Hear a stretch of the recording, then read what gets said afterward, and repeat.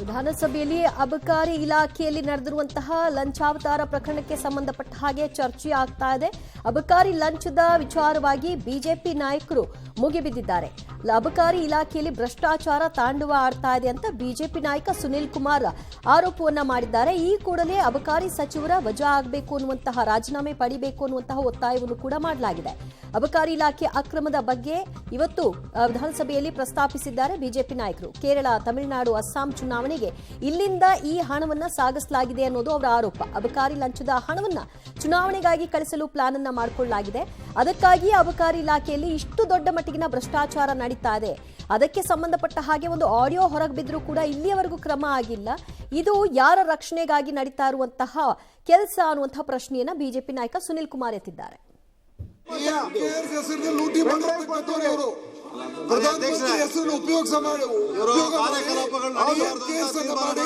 ಲೂಟಿ ಮಾಡಿದ್ದೀರಾ ನೀವು ಇಡೀ ದೇಶ.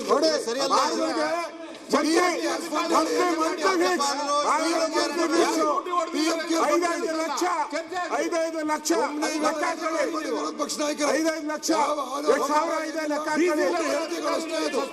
ಪ್ರತಿ ಜಿಲ್ಲೆ 5 ಲಕ್ಷ ಅಂತಂದ್ರೆ ಪ್ರತಿ ತಿಂಗಳು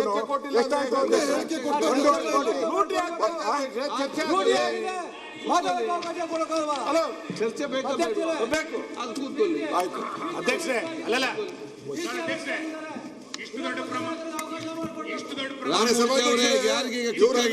ಸುನೀಲ್ ಕುಮಾರ್ ಅವರಿಗೆ ನೀವು ಅವಕಾಶ ಕೊಡಬೇಡಿ. ಅವ್ರು ಏನೇನೋ ಮಾತಾಡ್ತಾ ಇದ್ದಾರೆ. ದೂರ ಬಂದಾಗ, ವಿಡಿಯೋ ಕೊಟ್ಟಾಗ, ಪೆನ್ ಡ್ರೈವ್ ಕೊಟ್ಟಾಗ ಮುಖ್ಯಮಂತ್ರಿಗಳಿಗೆ ನೈತಿಕತೆ ಇದ್ರೆ ರಾಜೀನಾಮೆ ತೆಗೆದುಕೊಂಡು ಅಧಿವೇಶನಕ್ಕೆ ಬರಬೇಕಾಗಿತ್ತು. ಅದು ಬಿಟ್ಟು ಅಧಿವೇಶನಕ್ಕೆ ಚರ್ಚೆ ಮಾಡಲಿಕ್ಕೆ ಅಬಕಾರಿ ಇಲಾಖೆಯಲ್ಲಿ ಇಷ್ಟು ದೊಡ್ಡ ಮಟ್ಟಿಗೆ ಲಂಚಾವತಾರ ಇದೆ. ಇದರಲ್ಲಿ ಸಚಿವರ ಪುತ್ರನಿಗೂ ಕೂಡ ಪಾಲು ಹೋಗಬೇಕು ಅನ್ನುವಂತಹ ಆಡಿಯೋ ಇದೆ. ಇದೆಲ್ಲದರ ಹೊರತಾಗಿಯೂ ಕೂಡ ಅವರ ತಲೆದಂಡ ಆಗಿಲ್ಲ ಯಾಕೆ ಅನ್ನುವಂತಹ ಪ್ರಶ್ನೆ, ಮತ್ತು ಕೇರಳ, ತಮಿಳುನಾಡು, ಅಸ್ಸಾಂ ಚುನಾವಣೆಗಾಗಿಯೇ ಈ ಹಣವನ್ನ ಸಂಗ್ರಹ ಮಾಡಲಾಗಿದ್ದು ಅಲ್ಲಿಗೆ ಕಳಿಸುವಂತಹ ಪ್ಲಾನ್ ಇದಾಗಿದೆ. ಇದರಲ್ಲಿ ಪಾಲು ಕೇವಲ ಸಚಿವರದಲ್ಲ, ಸರ್ಕಾರದ್ದು ಇದೆ ಮತ್ತು ಹೈಕಮಾಂಡ್ ಇದೆ ಅಂತ ಆರೋಪಿಸಿದ್ದಾರೆ. ಈ ಸರ್ಕಾರ